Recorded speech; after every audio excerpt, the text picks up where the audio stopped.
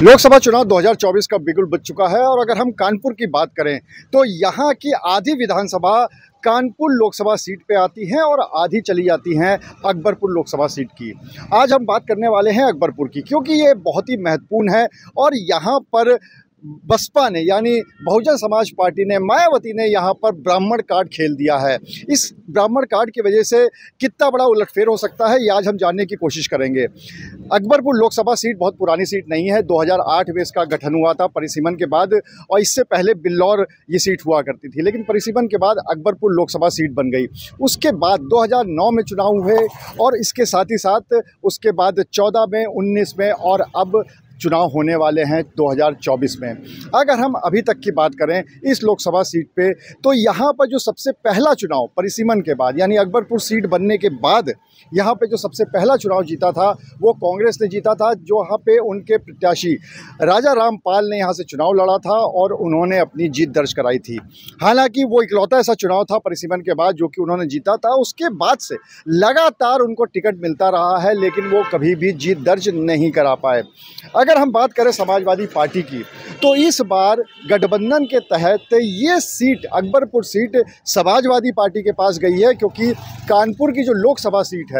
वो कांग्रेस के खाते में गई, तो अकबरपुर सीट समाजवादी पार्टी के खाते में चली गई। और राजा रामपाल भी कांग्रेस छोड़कर समाजवादी पार्टी में जा चुके थे, इसीलिए उनको चौथी बार फिर से यहाँ पर टिकट दिया गया। पहले वो कांग्रेस के टिकट पे लड़ रहे थे चुनाव, जिसमें से एक बार जीत हासिल करी, उसके बाद से लगातार हारते रहे, लेकिन उसके बाद अब समाजवादी पार्टी में जाने के बाद उनको फिर से एक बार टिकट दे दिया गया है।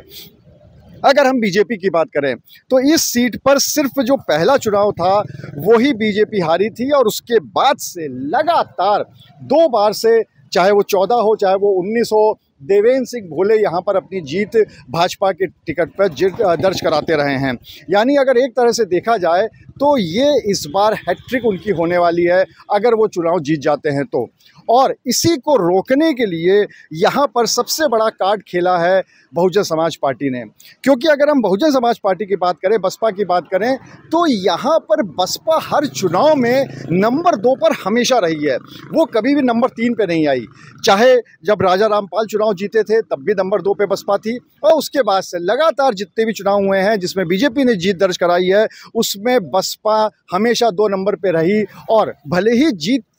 वाले प्रत्याशी से उनका अंतर कुछ ज़्यादा रहा हो, लेकिन वोट बहुत मिले थे। इसका एक उदाहरण है कि जब 2019 के चुनाव में देवेंद्र सिंह भोले को 5 लाख से ऊपर वोट मिले थे, तो बसपा कैंडिडेट को भी 3 लाख से ऊपर वोट मिले थे। तो इस तरह से ये माना जाता है कि अगर हम बसपा की बात करें तो अकबरपुर लोकसभा सीट पर बसपा का जो कैडर वोट है वो काफ़ी बड़ा है, और इसी वजह से लगातार उसके प्रत्याशी भले ही जीत दर्ज ना करा पाते हों, लेकिन एक बहुत बड़ा वहाँ पर वोट बैंक बसपा को जाता है। और ऐसे में इस बार राजेश द्विवेदी पर बसपा ने अपना दांव खेला है, ब्राह्मण कार्ड खेला है, राजेश द्विवेदी को अकबरपुर सीट से अपना प्रत्याशी बनाया है। अब इस कार्ड से कितना फ़ायदा बसपा को होगा तो देखने वाली बात होगी, लेकिन उसके पीछे जो पार्टी की मंशा समझ में आ रही है वो ये समझ में आ रही है कि जो कैडर वोट है बसपा का वो तो उनको मिल ही रहा है, लेकिन अगर ब्राह्मण वोट भी मिल जाए, क्योंकि अगर लगातार बीजेपी वहाँ पर जीत रही है तो उसका बहुत बड़ा कारण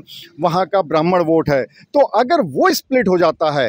राजेश द्विवेदी को उतारने के बाद, ब्राह्मण प्रत्याशी को उतारने के बाद, तो फिर बसपा वहाँ पर जीत भी दर्ज करा सकती है।